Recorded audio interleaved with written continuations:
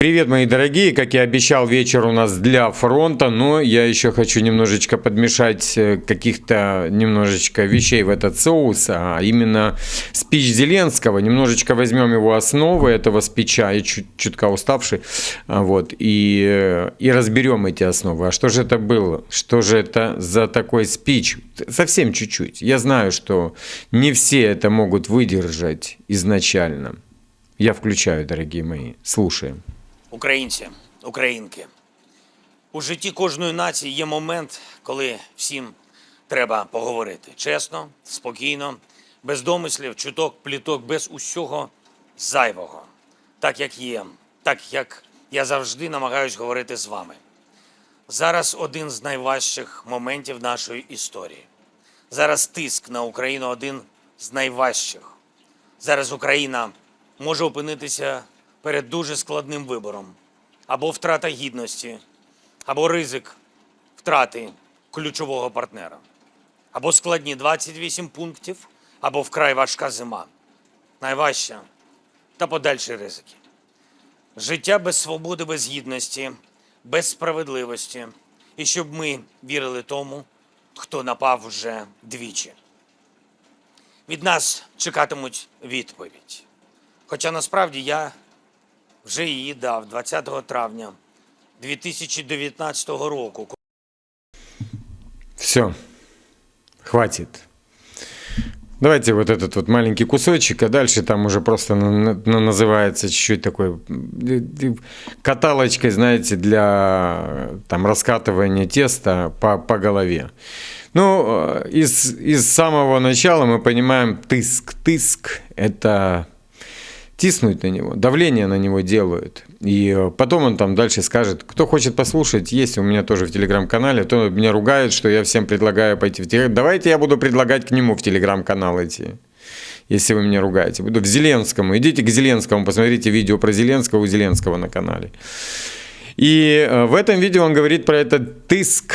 Тыск – это давление со стороны, вы поняли кого. Он не может называть это прямым языком. Но хочу вам сказать одну вещь. У дипломатов есть свой язык, а у продажников, и причем продажников медийного контента, конечно же, есть свой язык. И вот он на своем языке пытается переложить эту ответственность на свой собственный народ. И говорит о том, что он дал там 20 числа какого-то года, ну, когда он там выбран был, 19 года, да, уже клятву народу и все остальное. А теперь народу надо будет за все те деяния, которые он наделал еще до 22 года, да, а рушить он начал все договоренности с Россией задолго до 22 года, и звоночки были. Совсем задолго этого. Теперь народ должен за это отвечать. Он говорит, что настанут самые тяжелые времена. Какие? Я не помню, чтобы был хотя бы один референдум, который он проводил, который он обещал. По поводу НАТО и других вещей. Он сам принимал решения, которые его и привели к этому. К вот этой расплате. И сейчас расплата касается конкретно его, а не народа. Но народ находится в заложниках. И он делает заявление, скорее даже не для того народа, потому что этот народ ему и не нужен. Потому что он на нем никогда не вспоминал. А он показывает вот эту вот свою... не могу материться, да, лицо вот это вот свое показывает для перевода другим странам, что вот сейчас, смотрите, вот будет такое, мы будем принимать тяжелые решения из-за давления, и либо будет холодная зима, либо мы согласимся с тем, что есть. И также уже его партнеры там, и Мерц это отдельная история. Я вам говорил, что Мерц как будто мировую канцелярию перетащил себе и берет на себя смелость какие-то разговоры вести. Опять же, он сегодня звонил Трампу, и разговора хватило на 15 минут. Ну, как люди говорят, что 15 минут это без перевода. Мерц хорошо знает английский, поверьте мне. Каждый из соросят прекрасно знает английский, кроме, конечно, Зеленского и команды Зеленского. Ну, имеется в виду, там, Стефанишина знает, потому что она училась за рубежом, и другие там. Они знают английский язык и проходили практики и так далее. Но хочу сказать конкретно про самого Зеленского. Он все то, что натворил, сейчас переносит на народ. Все. Вот сейчас тяжелые времена, либо мы идем на этот иск. Мы, не он сам. Сам он шел по тому пути, который довел его. Но я же говорю, Зеленский всегда из всех самых худших вариантов выбирает самый худший вариант. И вот этот самый худший вариант и настал. Во-первых, когда они заглотнули эту наживку по кейсу Миндича. Потом спасение от кейса Миндича, уход, потому что он не знал, куда бежать, как та мышь. Он не знал, куда бежать от того кота или от кого-нибудь, и тянет за кейс, который ближайший, который на слуху у людей, который поднимает шум, и этот кейс у нас мирный. Соглашается с этими пунктами, Умеров уже отказывается от этих пунктов.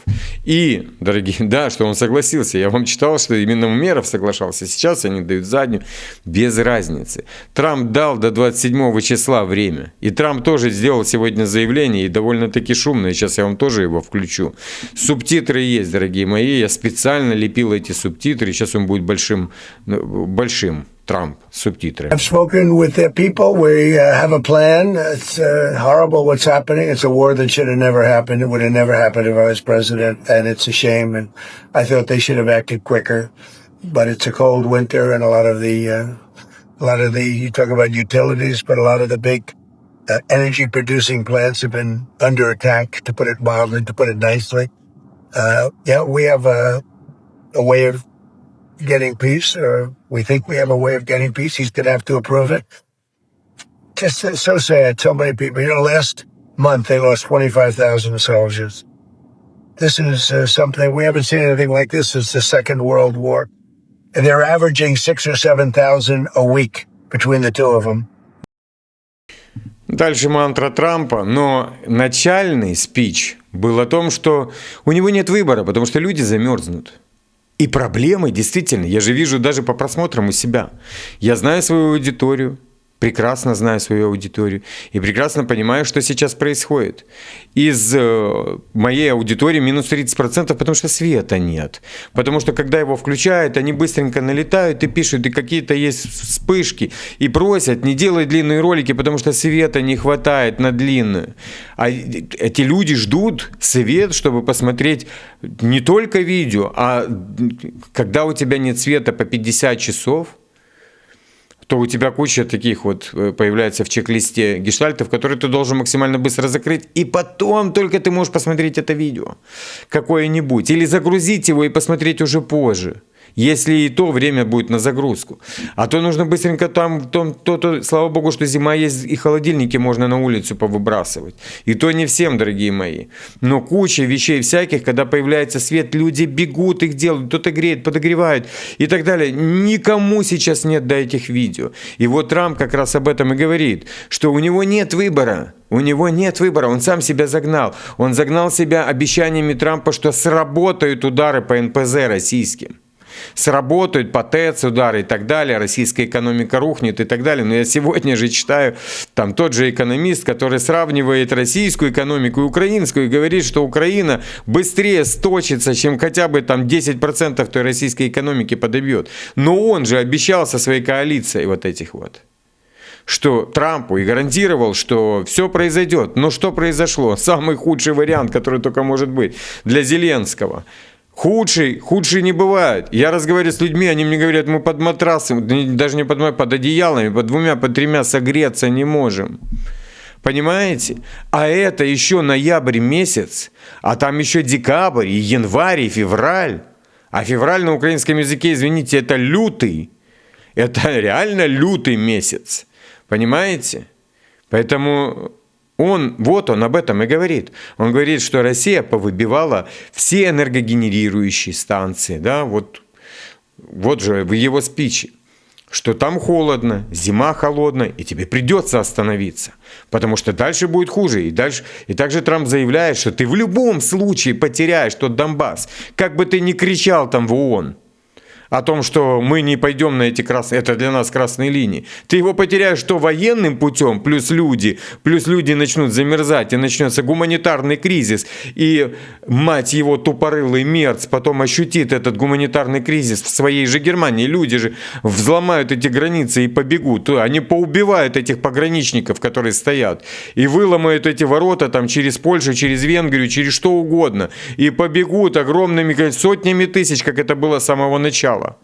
Побегут греться в Германию, к Мерцу, а он этого не понимает.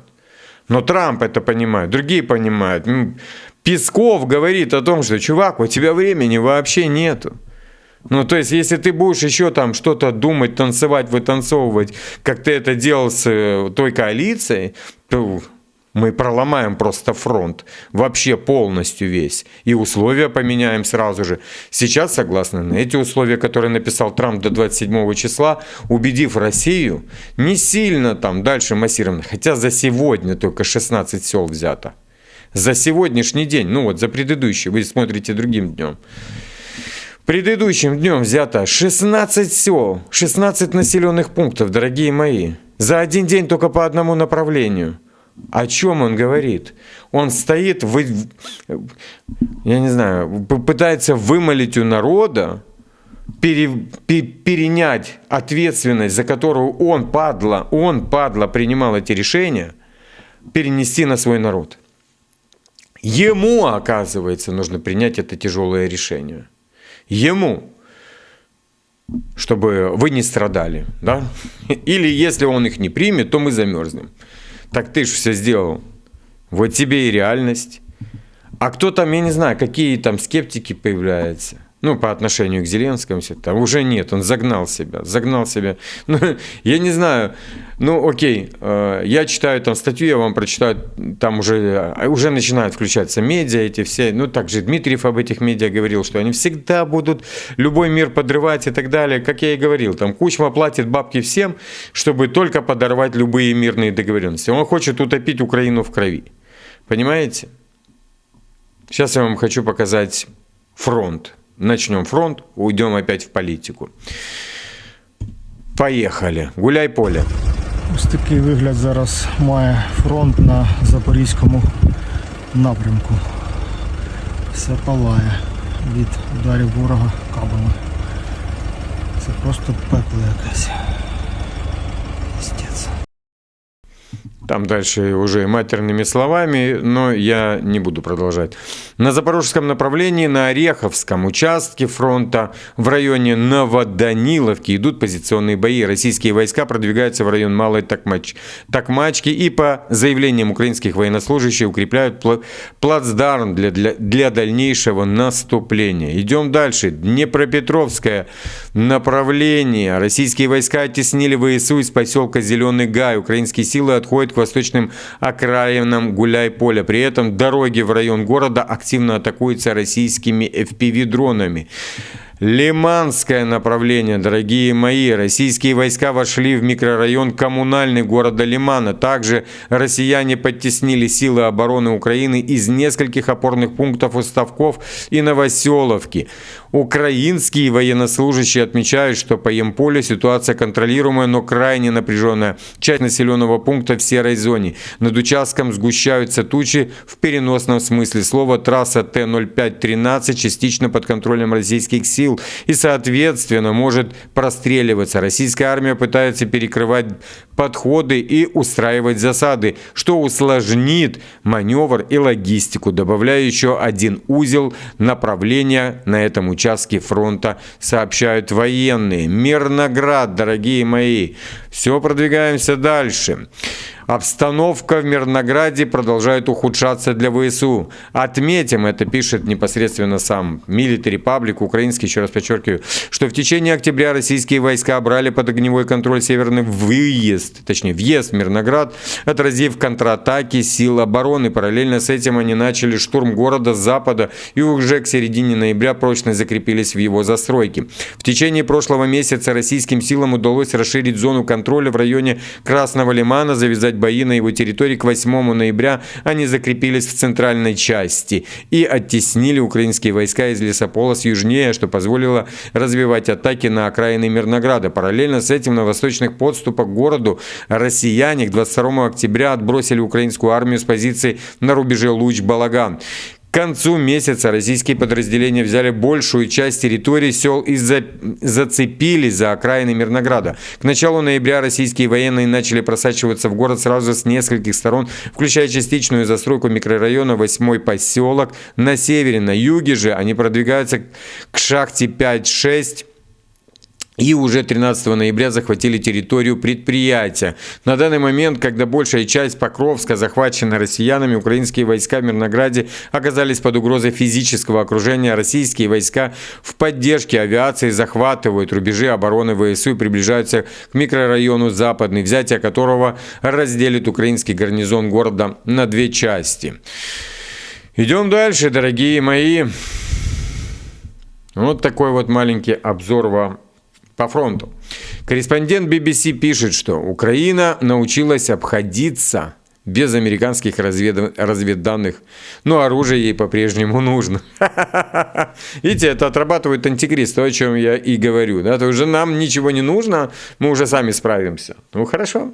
И вот на что намекает Зеленский, что мы потеряем своего ключевого партнера, с которого доили деньги. Так Трампу деньги-то нужно вернуть. И все, он смотрит на Зеленского, как на человека, который помешает ему взять деньги. Окей. Корреспондент BBC по вопросам безопасности Фрэнк Гарднер, анализируя перспективу потери американских разведданных в случае отказа принять условия Трампа, отмечает, что без американских данных Украина теперь в большей степени обходится. Они были жизненно важны и в первые месяцы полномасштабного войны, точнее только в первые месяцы. Когда американцы закрывают свои военные данные, они заставляют всех их закрыть. Всех абсолютно. Потому что они ведут на них санкции. Все те фирмы, которые будут предоставлять Зеленскому данные, будут под санкциями. И поверьте мне, они откажутся от этого быстро. Вот этого он не взял. Ну, BBC – это британская компания. Дальше мы можем не читать, дорогие мои. Потому что тут уже сразу же все видно. Поехали. Умеров заявил, что не давал оценок плану по окончанию войны. Вот видите, это мы уже типа отстраняемся. Мы зацепили мирный кейс только для того, чтобы спасти свои жопы от Миндичгейта, но не знали, насколько опасней мирный трек, чем Миндичгейт. То есть, если бы он взял ответственность, или хотя бы они сбежали, бросили бы все, дали включиться Порошенко и всем остальным, то это было бы для них менее опасней, чем то, что произойдет после мирного трека. Ну, 27 число. Во время командировки Соединенные Штаты, его задача, то есть Умерова, была организация встречи, подготовка диалога. Никаких оценок и тем более согласований каких-либо пунктов не давал. Это не входит в мои полномочия и не соответствует процедуре, написал Умеров. Стоит ли комментировать, дорогие мои? Конченый. Ну вот, что говорит Трамп. Я думаю, что Украина должна действовать быстрее, зима будет холодной. Ну, вы видели непосредственно само видео. Ну и вот пошли травить Уиткофа вместе с Трампом. Политика причем, да? Дональд Трамп фактически сорвал один из самых чувствительных переговорных процессов в Европе, что может разрушить планы европейцев по обеспечению Украины финансами. Вы видите, что написано тут? Там написано, Виткофу потребен психиатр. То есть Виткову нужен психиатр. И европейцы обурены, ну типа расстроены, да, там, планом Трампа. Он хочет нажиться на российских замороженных активах. Просто грязи льют. Знаете, вот сегодня там мэр Нью-Йорка, новый, вот, который там с Трампом не особо был в кентах, он уже все, пригнул гриву перед Трампом, начал говорить о том, что он будет выполнять все эти приказы и указания, которые ему будет давать Трамп. И сегодня они в овальном кабинете, вот он как раз рядом стоял с ним, когда Трамп рассказывал про Украину, и вот ему задают вопрос этому мэру по поводу, назовете ли вы Трампа фашистом? А он такой, ну, понял, что он в неловком положении. И такой начинает задыхаться. Трамп ему говорит: скажи да, не бойся, они этого хотят. Зачем? Нам не стоит ничего объяснять. Это вот кучка провокаторов, которая собралась, просто скажи да. И все, я не обижусь. Вот то же самое, вот они грязью обливают, и вообще пофиг. Он уже обрел иммунитет. Он раньше как собака скалил зубы, хотел их всех укусить. Сейчас он обрел иммунитет, и ему вообще пофиг. Назовешь Трампа фашистом? Говори да, все, не переживай, все будет нормально. Теперь же новый 28-пунктный план США прекращения огня может еще более усложнить переговорный процесс, так как включает в себя конкурирующую идею использовать те же самые замороженные российские активы для американских программ восстановления Украины, а также для совместных российско-американских проектов после достижения перемирия. Что такое? Что такое? Они так надеялись, они думали, что они с этих российских активов, даже если Украину заберут, компенсируют, а их забирает Трамп себе. Дорогие мои, поехали. Канцлер Германии, это уже BBC пишет, провел телефонный разговор с президентом Дональдом Трампом об американском проекте мирного плана для окончания войны в Украине. Сообщает Reuters со ссылкой на пресс-службу правительства Германии. Хочу сказать одну вещь. Разговор длился 15 минут. Трамп его просто не переваривает, я вам так скажу, он не переваривает этого мерца. Он и Шольца этого лысого не переваривал, и этого Додика он не переваривает. Я вам скажу, ну серьезно. Поверьте мне, он просто его тупо не переваривает. Так, Уитков, иди, не занимай экран. Сейчас я вам покажу колонну пленных ВСУ, которые выходят из-под Покровского направления, дорогие мои. Вот, едут мотоциклы. Ну, это российские. У Украины весь потенциал был. Весь просрали потенциал. Вот это пленные идут. Ну, как-то так. Солдаты гибнут. Люди мерзнут. Но все равно мразь, ну, вот это Кучма. Это Кучма, дорогие мои. Идем дальше. Дорогие мои. Ну, в принципе-то и все уже. Уже и дальше идти некуда. Там уже дальше совсем уже новости, которые перепутаны. Так что, видите, уместился в 20 минут. Это очень хорошо. Ну, хочу сказать, что я лично, так как вот, да, человек, который люблю свой город, мне сегодня прямо с утра накидали там кучу видео с шахедами, сегодня Одессу с 8 утра, ну, не Одессу, а кошмарили непосредственно там часть одесскую, да, там, где школьный аэродром, откуда запускают эти дроны, там ее сегодня кошмарили, потому что они по Крыму каждый вечер бьют, вот, и я также переживаю, как и все одесситы, которые находятся там. Когда ты здесь сидишь в тепле, и когда ты понимаешь, что одесситы сидят без тепла, а так это я одессит. А есть харьковчане, есть Днепропетровск. Да вообще вот вся Украина, которая, ну, наша русскоязычная Украина. Ну, есть украиноязычная Украина, да, которая там, та же Винница, можно сказать, та же Белая Церковь, Житомир, да, там. Вот, это украиноязычная Украина. И то тоже адекватные люди, которые тут именно не к западной части Украины, а к центральной части принадлежат. Тут именно от юга до севера. Там тоже же адекватные люди, абсолютно адекватные люди, которые размовляют украинской, при этом понимают и дают отчет себе. Без фанатизма, я имею в виду, по отношению к Зеленскому и так далее. Вот жалко всех этих людей. Они же мне пишут все и в личку, на том языке, на котором удобно. У меня нету каких-то там непонятных, да, там, взглядов и отношений. И хочу также добиться, чтобы остальные люди это понимали, потому что, давайте так, он на украинском языке кому-то написал, он может написать на русском, но если человек мыслит на украинском языке, он написал на украинском, давай его там хейтить. Но у нас в чате такого нет, у нас сразу же блокируют администраторы, модераторы этих людей. Ну, он думает о Зеленском настолько плохо, насколько думаешь и ты. Только ты думаешь на русском языке, а он на украинском думает языке. И он, можно так сказать, сам не пошел на тот фронт, и другим не дает идти на тот фронт. И он делает свой фронт на украинском языке против Зеленского. И мне жалко этих людей, всех людей мне жалко, которые на Украине, которые не участвуют в этом убийстве, которые прекрасно дают оценку тому, что происходит в действительности. И вот то, что сейчас происходит, это действительно огромный шанс задавить гниду. Путин уже тоже подключается к этому. Он сегодня давал там кучу спичей по поводу плана Трампа. Он говорит, ну как бы мы его обсуждали еще в Анкоридже, но будут какие-то корректировки согласно линии фронта. Будут корректировки. А чем дальше линия фронта продвигается, тем больше корректировок, тем больше требований и так далее. Ну вот вам и неоднозначный намек такой, да, недвусмысленный, я бы сказал. Он однозначный, но недвусмысленный намек, который говорит Песков. Окей, дорогие мои, я вас всех обожаю, всех обнимаю, всех люблю, за всех переживаю, особенно те, кто сейчас сидит в Украине под вот этим, под принятыми решениями Зеленского и страдает от них, и хочет, чтобы закончилась война.